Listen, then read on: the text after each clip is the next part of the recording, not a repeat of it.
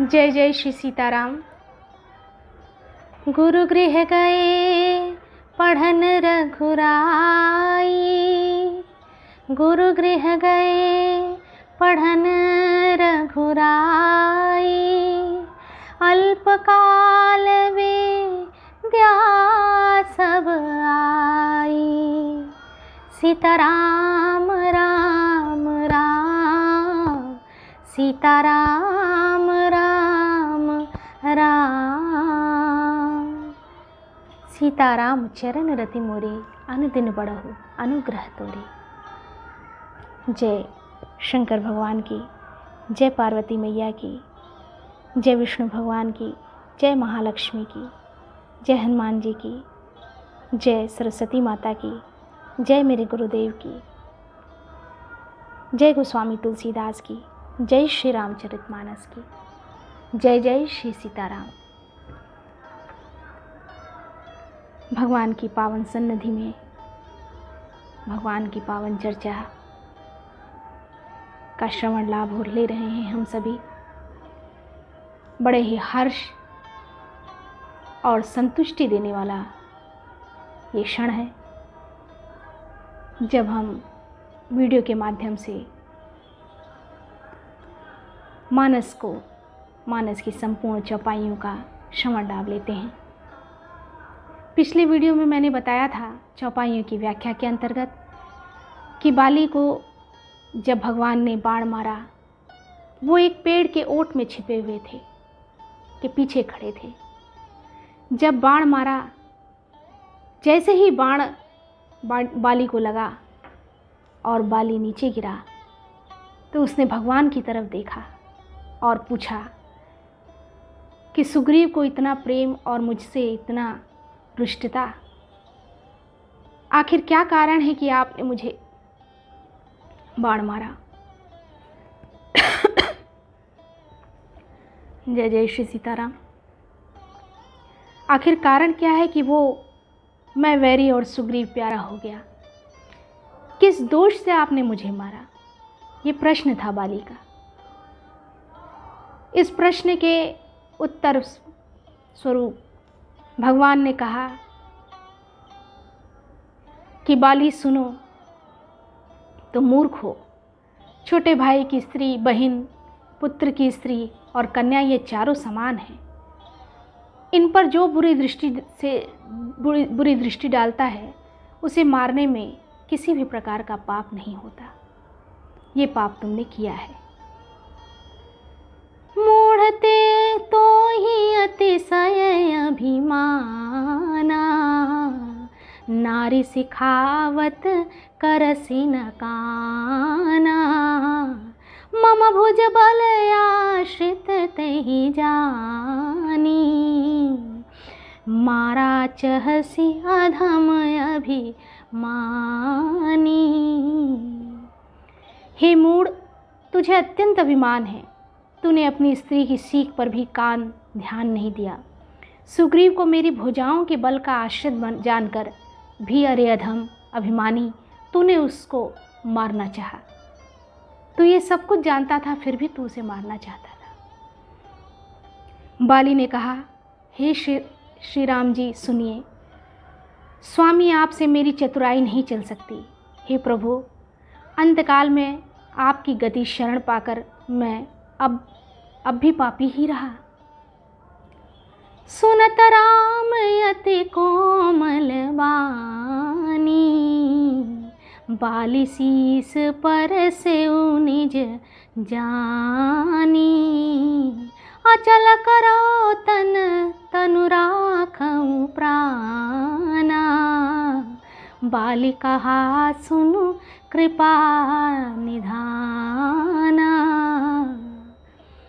बाली की अत्यंत कोमल वाणी सुनकर श्री राम जी ने उसके सिर को अपने हाथ से स्पर्श किया और कहा, मैं तुम्हारे शरीर को अचल कर दूं, तुम प्राणों को रखो।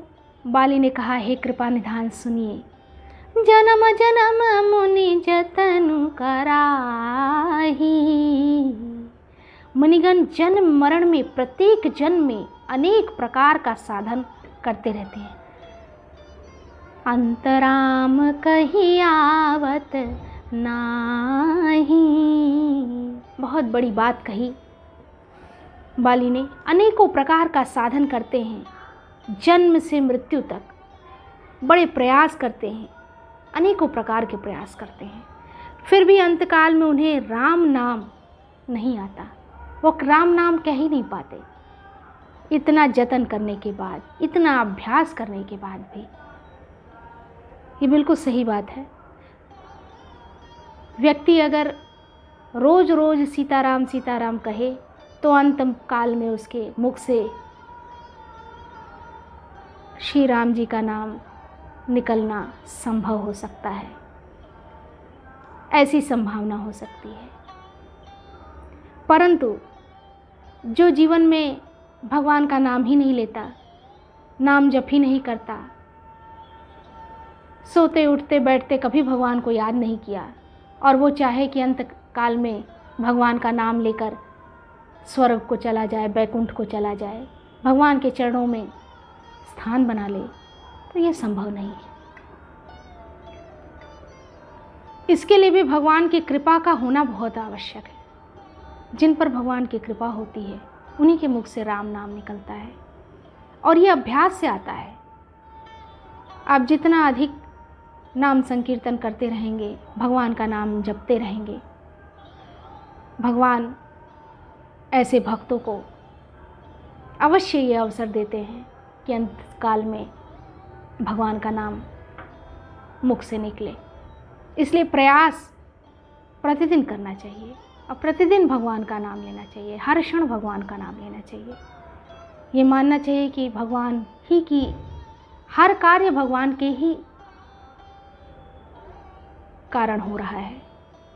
वो अच्छा हो तो भी और बुरा हो तो भी, क्योंकि बुरा तो आपको लग रहा है, लेकिन उसमें भी कुछ अच्छाई भगवान छिपाए हुए हैं। हर क्षण भगवान का नाम संकीर्तन करना चाहिए, और अभ्यास करते करते अंत समय में भी भगवान का नाम बड़ी ही आसानी से लिया जा सकता है। जय जय श्री सीताराम।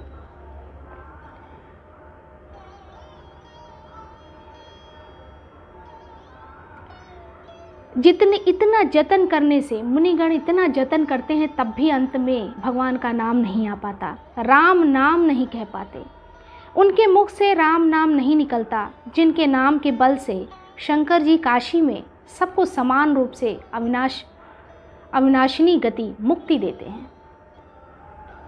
शंकर जी निरंतर अपने भगवान को आराध्य मानते हैं, श्री राम जी को हमेशा जपते रहते हैं, भगवान की आराधना करते रहते हैं, और इन्हीं के बल से मुक्ति देते हैं। काशी प्रसिद्ध है कि वहाँ मुक्ति मिलती है। काशी में यदि देहांत होता है तो उसे मुक्ति मिलती है। ये बात बिल्कुल सच है, प्रमाणित है।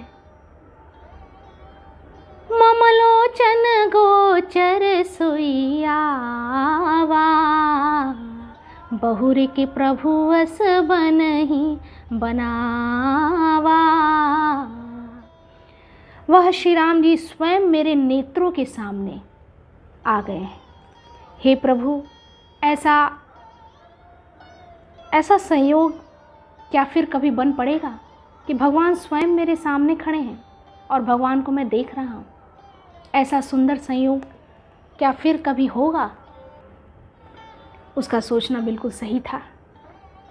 सुनयन गोचर जास गुण, नित नीति कही श्रुति गावही।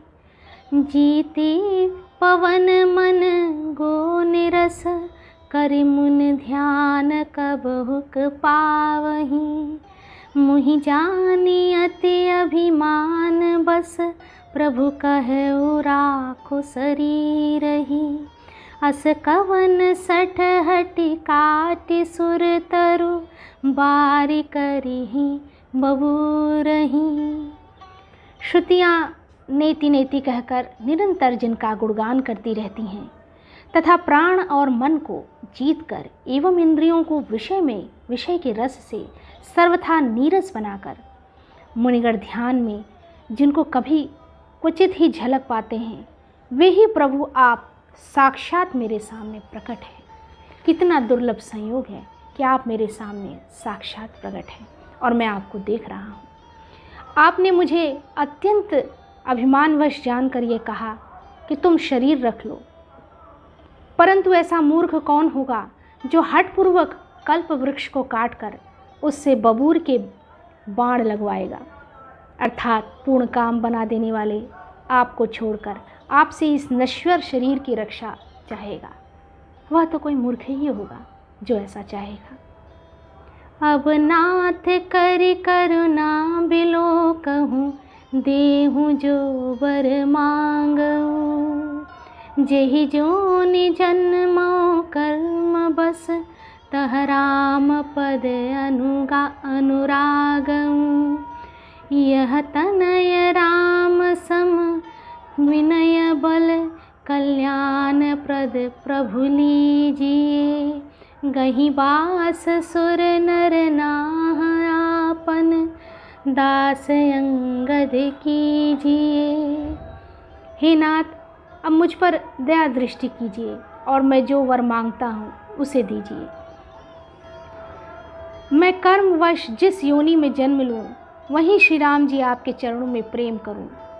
हे कल्याणप्रद प्रभु, यह मेरा पुत्र अंगद विनय और बल में मेरे ही समान है, इसे स्वीकार कीजिए। और हे देवता और मनुष्यों के नाथ, बाँह पकड़कर इसे अपना दास बनाइए। इस वीडियो में इतना ही। आगे के वीडियो में भी श्री रामचरितमानस की सुंदर चौपाइयों की श्रृंखला अनवरत रूप से आगे बढ़ती रहेगी। मुझे इसी प्रकार प्रेरणा आप सभी से मिलती रहे और भगवान का आशीर्वाद सदैव बना रहे। जय जय श्री सीताराम। जय जय श्री सीताराम।